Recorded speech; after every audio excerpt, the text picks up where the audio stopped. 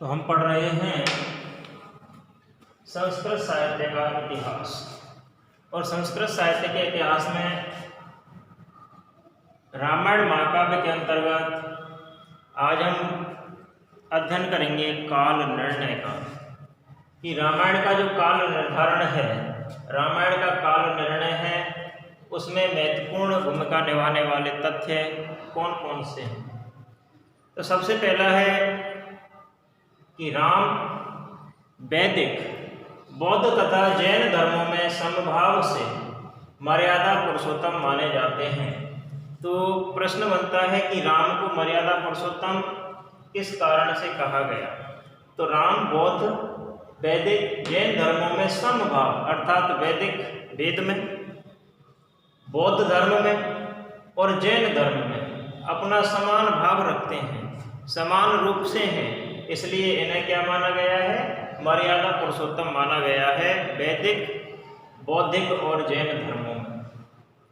दूसरा है कि बौद्ध साहित्य तथा जैन साहित्य में राम कथा का निर्देश स्पष्टता किया गया है, अर्थात जो वाल्मीकि द्वारा रचित रामायण है, आदि कवि द्वारा रचित आदि काव्य रामायण, बौद्ध साहित्य और जैन साहित्य में जो राम कथा का निर्देश है स्पष्ट रूप से उल्लिखित है, स्पष्ट रूप से मिलता है। अगला है कि बौद्ध कवि कुमारलाल 100 ईस्वी, इनका जो काल निर्धारण है वो 100 ईस्वी लगभग की कल्पना मंडतिका। तो बौद्ध कवि कुमारलाल की जो ग्रंथ है उसका नाम क्या है, कल्पना मंडतिका। तो प्रश्न बनता है कि बौद्ध कवि कुमारलाल के द्वारा रचित ग्रंथ कौन सा है, लिखित ग्रंथ कौन सा है, कल्पना मंडतिका में रामायण के सर्वसाधारण में वाचन का उल्लेख है। वाचन यानी वाचना, वाचन से मतलब क्या है, वाचन। तो बौद्ध कवि कुमारलाल की जो कल्पना मंडतिका है उसमें रामायण के सर्वसाधारण में यानी कि सभी के बीच में वाचने का, वाचन का उल्लेख मिलता है कि रामायण को सभी के बीच में, सर्वसाधारण के बीच में वाचन करना चाहिए। अगला है कि जैन कवि विमल सूरी, बौद्ध कवि कौन थे, कुमारलाल। जैन कवि विमल सूरी ने राम कथा को पौमचर्य, पौमचर्य का हिंदी अर्थ है पद्मचरित नामक अपने प्राकृत भाषा के महाकाव्य में निबद्ध किया है। तो जैन कवि विमल सूरी द्वारा रचित महाकाव्य का नाम क्या है, पद्मचरित, पौमचर्य। ठीक है, यह महाकाव्य किस भाषा में है, प्राकृत भाषा में। तो उसमें भी रामायण का उल्लेख मिलता है, इस राम कथा का उल्लेख मिलता है। विमल सूरी ने इस महाकाव्य की रचना, तो पद्मचरित की जो रचना है, पौमचर्य की जो रचना है, कब की गई, महावीर की मृत्यु से 530 वर्ष बाद, भगवान महावीर के मृत्यु के 530 वर्ष बाद अर्थात लगभग 62 ईस्वी में की गई है। अगला है कि महाकवि अश्वघोष 78 ईस्वी ने अपने बुद्ध चरित में, तो महाकवि अश्वघोष के ग्रंथ का नाम क्या है, बुद्ध चरित। तो बुद्ध चरित में भी सुंदरकांड की अनेक रमणीय उपमाओं और उत्प्रेक्षाओं को निबद्ध किया गया है। जो रामायण महाकाव्य के सुंदरकांड में उपमाएं हैं, उत्प्रेक्षाएं हैं, वो बुद्ध चरित्र में भी देखने को मिलती हैं। तो इन सभी बाहरी प्रमाणों के आधार पर जो रामायण है उसका काल निर्धारण तो बाहरी जो प्रमाण है अर्थात ये जो बौद्ध प्रमाण है, जैन प्रमाण है, इनके आधार पर राम कथा 3री सदी ईस्वी पूर्व से पहले की रचना सिद्ध होती है। ठीक है, लेकिन कुछ विद्वान इसकी मूल रचना प्राकृत में मानकर, किस में मानते हैं, प्राकृत भाषा में। कुछ विद्वानों ने इस रामायण महाकाव्य की रचना को प्राकृत भाषा में माना और प्रथम शताब्दी के आसपास उसका संस्कृत रूपांतर सिद्ध करते हैं कि ये जो महाकाव्य है, रामायण महाकाव्य है, ये प्राचीन में प्राकृत भाषा में था और प्रथम शताब्दी के आसपास उसका संस्कृत में क्या हो गया है, रूपांतर हो गया, ऐसा मानते हैं। रामायण के अध्ययन से पूर्वी भारत की जो राजनीतिक परिस्थिति ज्ञात होती है वह भी इसके समय निर्धारण में अत्यंत सहायक है। अब आ सकता है कि रामायण के समय निर्धारण में सहायक क्या है, तो पूर्वी भारत की जो राजनीतिक परिस्थितियां हैं, राजनीतिक स्थितियां हैं, वो भी इसके समय निर्धारण में सहायक हैं। उसके 4 महत्वपूर्ण बिंदु हैं। पहला है पाटलिपुत्र का उल्लेख। पाटलिपुत्र जिसको हम क्या बोलते हैं, पटना। पाटलिपुत्र को क्या कहते हैं, पटना, ये स्थान का नाम है। तो देखो ये पाटलिपुत्र एक महत्वपूर्ण तथ्य है कि भगवान महावीर और बुद्ध की कथाओं के समान, यानी कि जिस प्रकार से भगवान महावीर और बुद्ध की कथाओं में पाटलिपुत्र का, पटना का कोई संकेत नहीं है, पटना का कोई स्थान नहीं है, फिर भी बालकांड में जो लिखा गया है तो राम के आगमन पर इस स्थान का उल्लेख मिलता है, जिसकी जो प्रसिद्धता है, प्रसिद्धि है, कुछ समय वर्षों के बाद भारतवर्ष की जो राजधानी थी उसके रूप में होने वाली थी, जैसे बालकांड में कौशाम्बी है। ठीक है। दूसरा है अंगनरेश का उल्लेख। अंगनरेश का उल्लेख, तो अंगनरेश का जो उल्लेख है वो भी दशरथ आदि राजाओं के साथ देखने को मिलता है। बालकांड के जो प्रारंभिक स्थान हैं उनमें अंगनरेश और राजा दशरथ के घनिष्ठ संबंध, दशरथ और अंगनरेश के राजा के जो विशिष्ट संबंध थे उनकी सूचना हमें मिलती है। इससे ऐसा प्रतीत होता है कि अंगनरेश का जो समय है वो रामायण के आसपास का ही है। अंग का राजा उत्कर्षशील, अंग देश का राजा कौन था, उत्कर्षशील।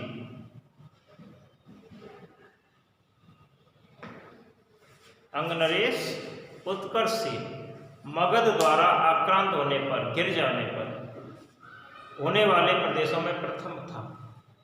तो मगध द्वारा आक्रांतों के होने वाले प्रदेशों में प्रथम था। ठीक है। तीसरा है नंद व मौर्य युग की राजनीतिक दशा से अनभिज्ञता, यानी कि नंद वंश और मौर्य वंश युग की जो राजनीतिक स्थिति है, राजनीतिक दशा है, उसका अनभिज्ञता है, उसकी कोई जानकारी रामायण महाकाव्य में नहीं मिलती है। क्यों नहीं मिलती है? क्योंकि बुद्ध के समकालीन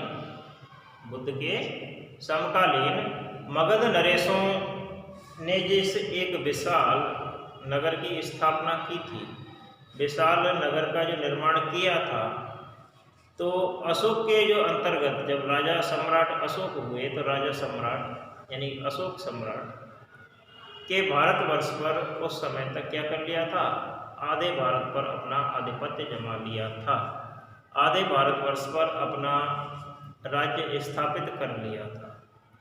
तो यह भारतवर्ष के राजनीतिक इतिहास में पूर्व ईस्वी काल की एक सबसे महत्वपूर्ण घटना थी।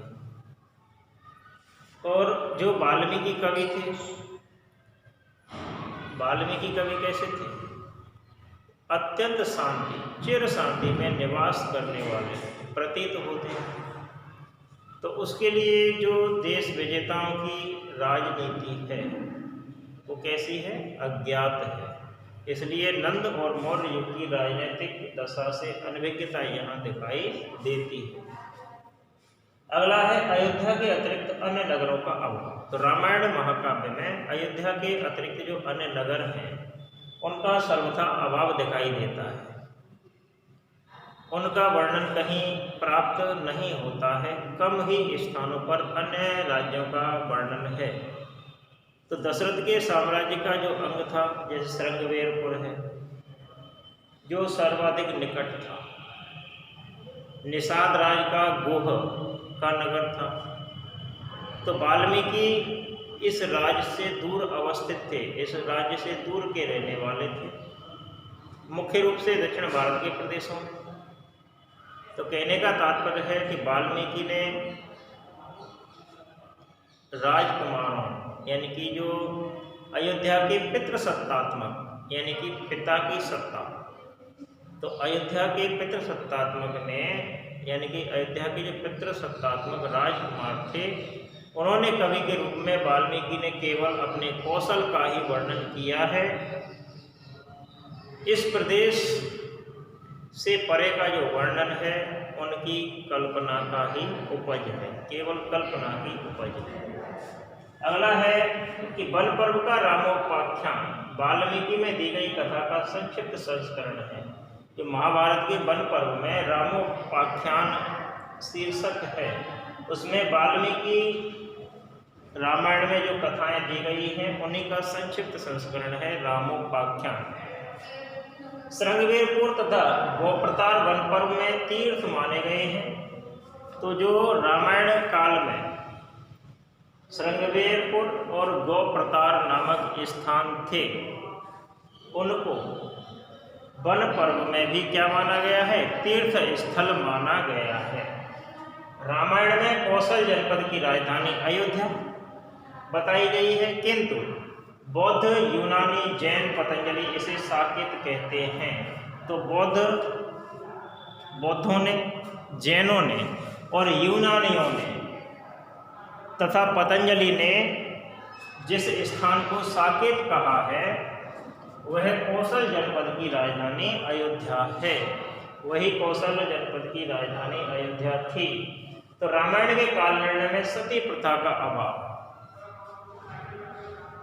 वाला जो तर्क है वो भी महत्वपूर्ण स्थान रखता है, क्योंकि रामायण काल में, रामायण महाकाव्य में, इस आदि काव्य में विधवा स्त्री के सती होने का कोई प्रमाण हमें नहीं मिलता है। रामायण की स्त्री अग्नि में अपने आप को न्यौछावर नहीं करती। रामायण काल की कोई भी स्त्री, रामायण काल की कोई भी पत्नी अपने आप को अग्नि द्वारा भस्मसात नहीं करती है। जैसे हमने देखा कि राजा दशरथ के मरने के बाद कौशल्या, सुमित्रा, केकई तीनों ही जीवित रहीं, उन्होंने अपने आप को अग्निदाह नहीं किया। रावण की मृत्यु के पश्चात मंदोदरी भी जीवित रहीं, उन्होंने भी अपने आप को अग्नि में समर्पित नहीं किया। बाली की पत्नी तारा बाली के मरने के बाद अपने आप को अग्नि में नहीं डालती है, वो भी अपने आप को जीवित ही रखती है। तो रामायण काल में, इस रामायण महाकाव्य के समय में कोई भी स्त्री अपने आप को क्या नहीं करती थी? अग्नि में भस्मसात नहीं करती थी। अर्थात रामायण काल निर्णय में सती प्रथा का हमेशा अभाव है। रामायण काल में कोई भी सती प्रथा की घटना हमें नहीं मिलती है। इनके पश्चात आता है ज्योतिष संबंधी विवरण। तो ज्योतिष संबंधी विवरणों में जैसे रामायण का अरण्य कांड है, उसमें काव्य का समय ईस्वी पूर्व 5वीं शताब्दी सिद्ध हुआ है। आदि काव्य इस रामायण के भाषागत ज्ञान, जो भाषा का ज्ञान है, वो भी इसके काल निर्णय में सहायक तथ्य हैं। उनके आधार पर भी रामायण का काल निर्णय किया गया है। अशोक, सम्राट अशोक और संभवतया बुद्ध का जो समय था, तो उस समय में प्राकृत भाषा प्रचलित थी। जब रामायण का सृजन हुआ, रामायण की रचना हुई, तो उस समय इस समस्त भूभाग पर, इस प्रजामंडल में अधिकतर जो भाग था वो प्राकृत भाषा को ही अपनाता था। इसके बाद हम कह सकते हैं कि वनवास जाते समय जब राम, लक्ष्मण और सीता कहाँ पहुँचे? विशाला नामक स्थान पर पहुँचे। तो उस विशाला नाम का जो राजा था, विशाला नामक राज्य का जो राजा था वो सुमति थे। सुमति इनकी सुमति जो राजा थे, इन्होंने राम, लक्ष्मण और सीता की अत्यंत सेवा की, सेवा शुश्रूषा की, इनको अत्यंत सम्मान प्रदान किया। क्योंकि जो रघुवंश के राजा थे इक्ष्वाकु, रघुवंश के एक राजा हुए इक्ष्वाकु, उनकी पत्नी थी आलम्बुसा। इक्ष्वाकु की जो पत्नी थी कौन थी? आलम्बुसा।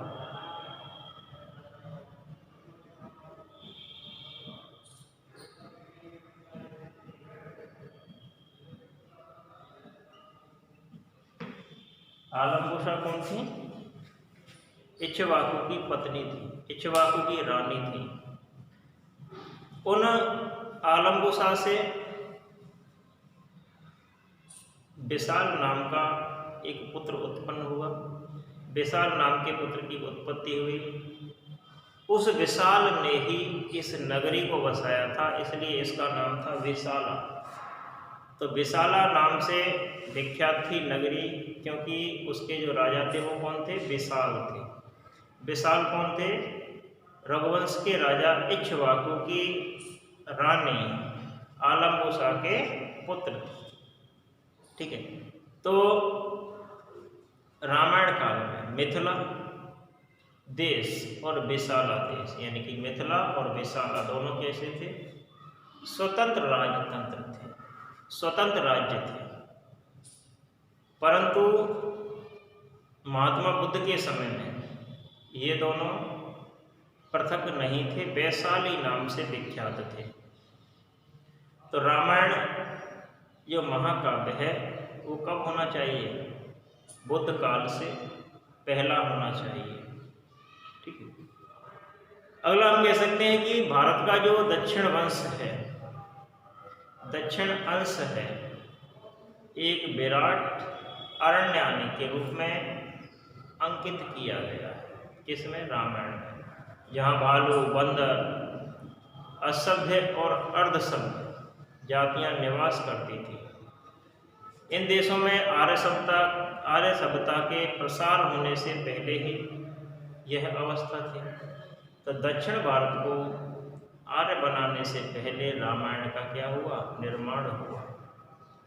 आगे हम कह सकते हैं कि उत्तरी भारत आर्य था, सुसंस्कृत था, किंतु बालकांड से ऐसा ज्ञात होता है कि कौशल, अंग, कान्यकुब्ज, मगध, मिथिला आदि जो छोटे छोटे राज्य थे उनमें यह बटा हुआ था, क्योंकि यह राजनीतिक अवस्था बुद्ध पूर्व भारत में ही दृष्टिगोचर होती है। बुद्ध पूर्व भारत में ही ऐसी व्यवस्था दिखाई देती है। आगे हम कह सकते हैं कि संपूर्ण रामायण 2 पद्यों में, केवल 2 श्लोकों में ही यवनों का नाम आता है। संपूर्ण रामायण महाकाव्य के केवल 2 पद्यों में, केवल 2 श्लोकों में ही यवनों का नाम आता है। तो रामायण पर यूनी सभ्यता का प्रभाव पड़ा, परंतु जो डॉक्टर याकोबी हैं उन्होंने इसे प्रक्षिप्त सिद्ध किया है कि ये बाद में जोड़ा होगा। तो यूनानी आक्रमण के बाद ये पद रामायण में मिला दिए गए होंगे, ऐसा डॉक्टर याकोबी का मानना है। तो इन सभी तथ्यों से यह स्पष्ट हो जाता है, यह सिद्ध हो सकता है कि रामायण का जो सृजन है, वाल्मीकि रामायण की जो रचना है, वो वैदिक काल के पश्चात और बौद्ध काल से पूर्व लगभग 600 ईस्वी के आसपास की है, क्योंकि यही समय महाकवि वाल्मीकि का है। तो इस प्रकार से रामायण के काल निर्णय के विषय में हमें भिन्न भिन्न तथ्य, भिन्न भिन्न प्रमाण दिखाई देते हैं। भिन्न भिन्न प्रमाणों को प्रस्तुत करना पड़ता है। आगे पढ़ेंगे हम कि रामायण का सांस्कृतिक प्रभाव। रामायण का सांस्कृतिक प्रभाव क्या है, इसके विषय में अगले अध्याय में चर्चा करेंगे। धन्यवाद।